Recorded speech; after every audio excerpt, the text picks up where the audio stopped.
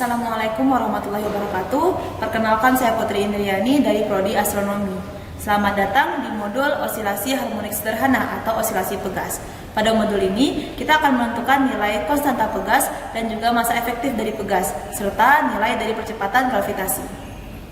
Adapun aliran bahan yang akan kita gunakan pada modul ini, yang pertama itu statif, kemudian ada pegas, selanjutnya ada beban, kemudian penggaris, dan terakhir ada stopwatch.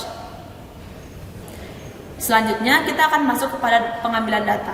Sebelum kita mengambil data, kita harus menentukan berapa nilai massa dari beban yang kita gunakan. Di sini ada 5 keping beban.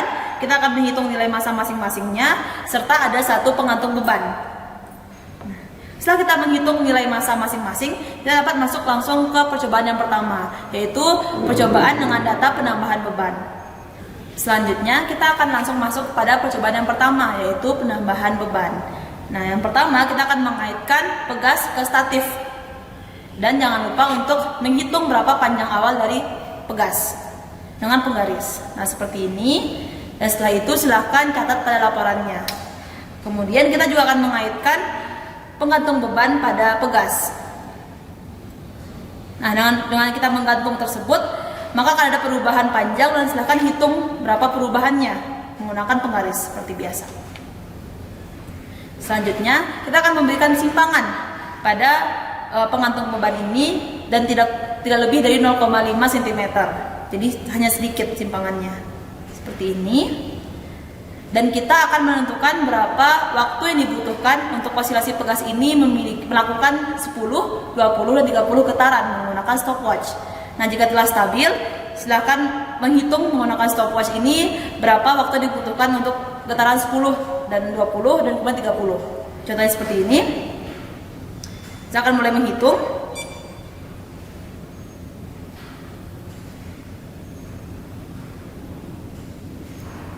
Nah, dan jika 10 kita lakukan reset, kemudian kita tambahkan menjadi 20 dan 30.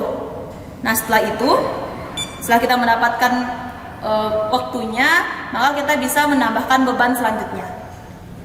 Untuk beban selanjutnya, kita akan menambahkan beban dan akan menghitung berapa perubahan panjang yang terjadi karena ada penambahan beban pertama menggunakan penggaris. Nah, selanjutnya akan sama seperti percobaan sebelumnya, kita akan melakukan simpangan yang kecil dan akan menghitung berapa waktu yang dibutuhkan untuk melakukan 10, 20, 30 getaran. Begitu juga untuk masa-masa selanjutnya hingga masa keping kelima. Setelah kita menambahkan 5 beban keping pada percobaan pertama, kita bisa langsung masuk kepada percobaan yang kedua, yaitu pengurangan beban. Nah, sama seperti percobaan yang pertama, kita akan menentukan berapa nilai perubahan panjang dan juga waktu yang dibutuhkan untuk melakukan 10, 20, dan 30 getaran dengan pengurangan beban. Nah, kita akan mengurangi bebannya menjadi 4 beban. Kemudian kita ukur berapa panjang perubahan panjangnya menggunakan penggaris dan juga akan melakukan simpangan yang kecil dan akan menghitung menggunakan stopwatch waktu yang dibutuhkan untuk melakukan 10, 20, 30 getaran. Nah, hal ini akan dilakukan berkelanjutan sehingga akhirnya beban yang kita miliki itu habis. Dari pengambilan data sebelumnya, kita mendapatkan nilai perubahan panjang dan juga nilai waktu yang dibutuhkan untuk 10, 20, 30 getaran. Nah, dari data tersebut, kita bisa mendapatkan nilai periode dan juga periode kuadrat yang nantinya akan kita gunakan untuk analisis menentukan nilai konstanta pegas, masa efektif pegas, dan juga untuk menentukan percepatan gravitasi. Sekian untuk proses pengambilan data pada modul ini. Terima kasih. Assalamualaikum warahmatullahi wabarakatuh.